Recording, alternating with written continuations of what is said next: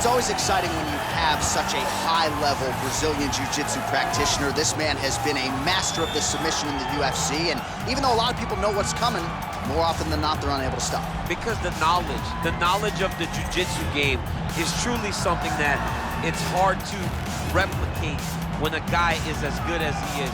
I mean, he will jump for a triangle. He will jump for an armbar. And as you slam him to the ground, he starts to understand, okay, I'm right where I need you right now. This is when the game starts for him. If he doesn't secure that submission, he gets you where he needs you to be in order to start to really make you drown. It's like going in deep water and getting pulled down over and over again, because every time you think, if I do this, it'll make it better, it just makes it worse. And best of luck trying to find a training partner to simulate this guy in the gym. It can't happen, and it won't happen.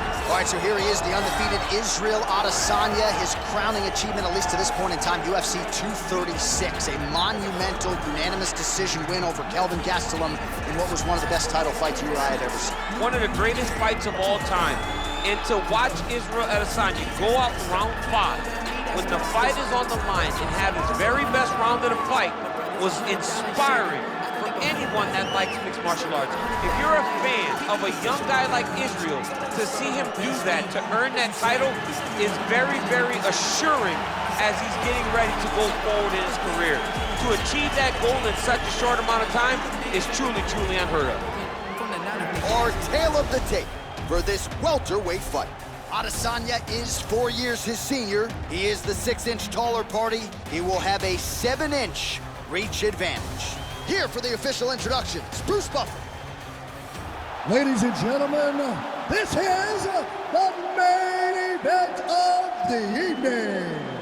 And when the action begins, our referee in charge of the octagon is Herb Dean. And now, this is the moment UFC fans around the world have been waiting for. Live from the MGM Grand Garden Arena in Las Vegas, it's time! 5 rounds in the UFC welterweight division. Introducing first, fighting out of the blue corner. This man is a jiu-jitsu fighter holding a professional record of 18 wins, 3 losses. He stands 5 feet 10 inches tall, weighing in at 155 pounds. Fighting out of Liverpool, England, Paddy! The Paddy! Pimblett! And now introducing his opponent, fighting out of the red corner. This man is a mixed martial artist holding a professional record of 23 wins, 1 loss. He stands 6 feet 4 inches tall, weighing in at 185 pounds. Israel, the last style bender, Adesanya!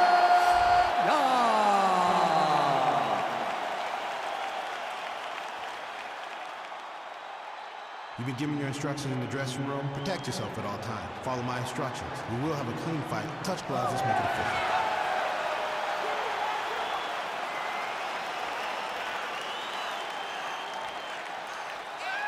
Ready.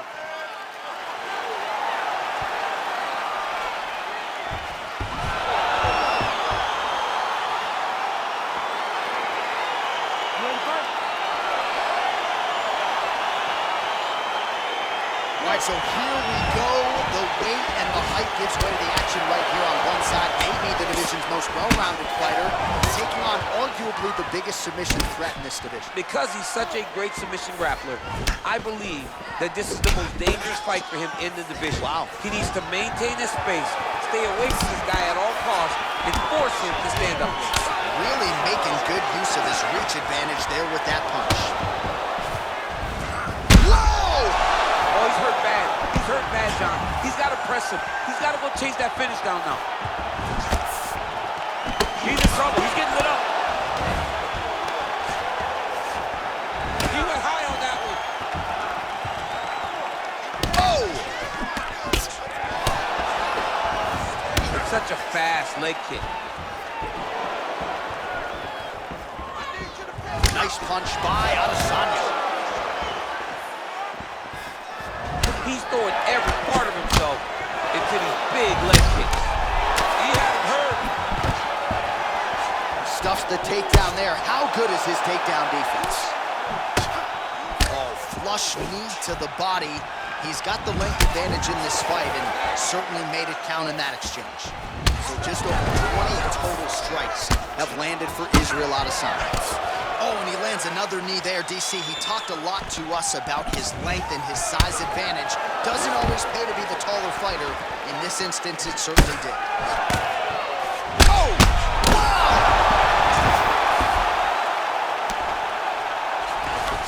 Just over 2 minutes to go in what has been a furious round one.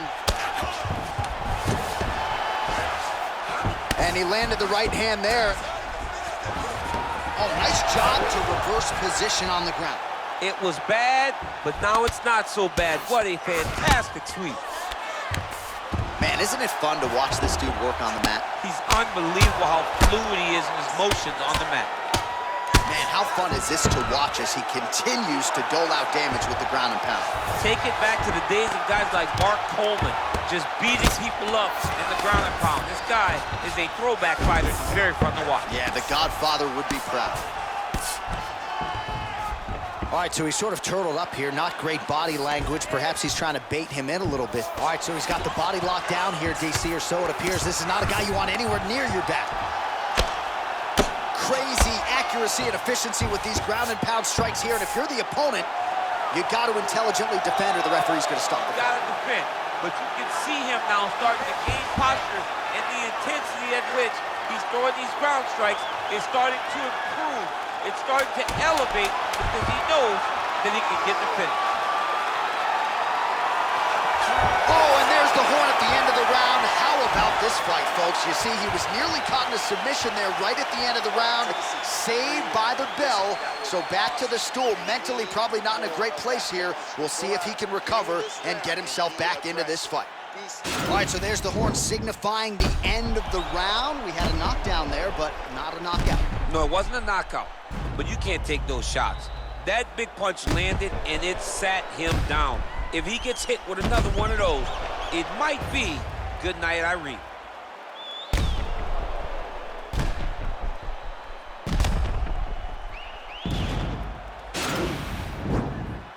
You ready to fight? Ready. Do it. Slips. Way to hide that leg kick. Oh! Oh, how good is that? The diving punch lands flush to the head. Oh, well, both fighters pretty comfortable on the ground, DC, but you got to be very careful hanging out here for too long if you're his opponent. Adesanya's pass is denied. Good movement by him here, transitioning very well on the ground tonight. Step for step, he's staying with his opponent in every transition.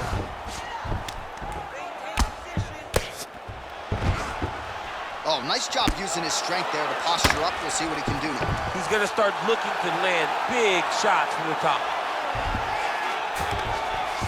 Well, anytime you are in a ground fighting, now trying to hip escape. He's just trying to move out of this position off the bottom.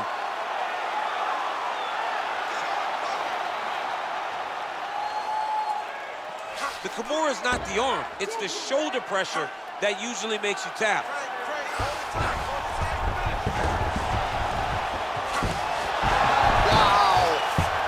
Ooh, right into side control, DC. This is where you want to be now because you get to make your opponent decide. They try to turn back into you, you can attack guillotine. If they turn away to try to get to your knees, you throw your hooks in and you got all your rear choke submissions.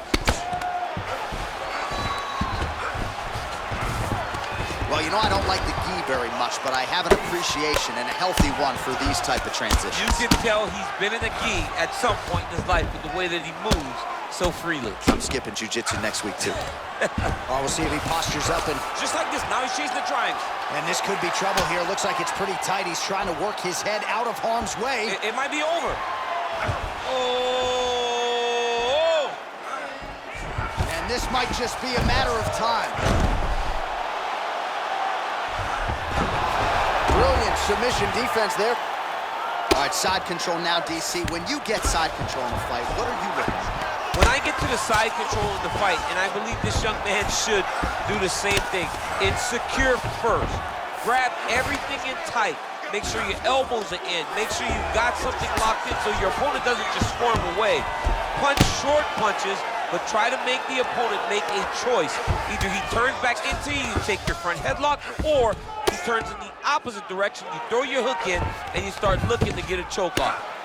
30 seconds left, let's go, let's fight hard. All right, he's sort of hanging out here unguarded, DC. Not sure if he's trying to bait him in or what, but not great body language here.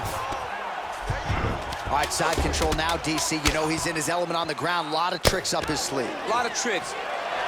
10 minutes in the books. Hey, stop.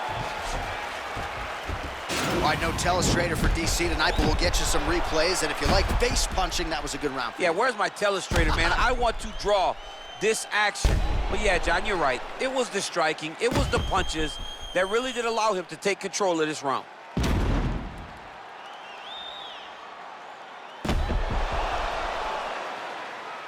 He's going exactly like we planned.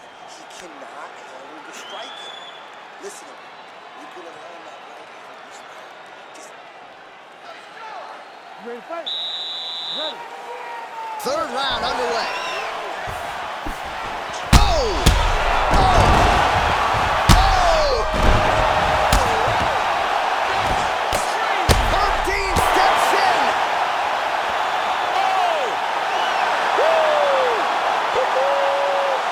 Again, the winner here was so aggressive with his onslaught that ultimately appeared as though the outcome was an eventuality. So if you're the referee, you got to protect the fighter, and I thought he did a good job of doing just that.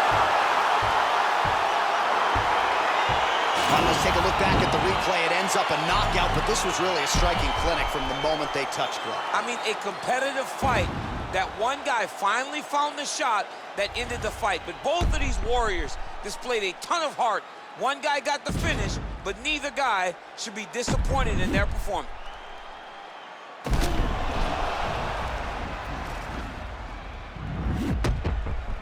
He sent it inside the octagon once more. Bruce Buffer. Ladies and gentlemen, referee Herb Dean is going to stop this contest at 17 seconds of the third round. Declaring the winner by knockout, Israel, the last Bender, Adesanya. So the celebration is on with him and his team, and rightfully so. A monumental result tonight as he gets the win by knockout. He spoke it into existence. He said over and over to anyone that'll listen, I am going to knock this man out. He did it in an even more impressive fashion than he ever could have imagined.